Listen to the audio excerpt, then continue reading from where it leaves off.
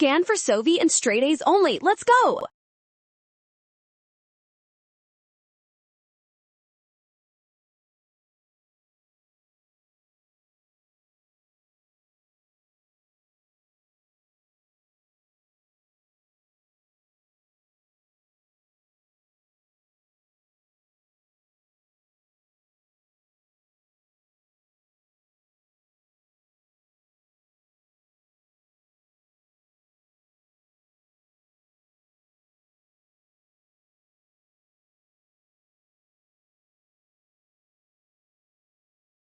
Since species E and D have only 7 genetic differences, which is the lowest number among all the pairs listed, they are the most closely related. That makes option B correct.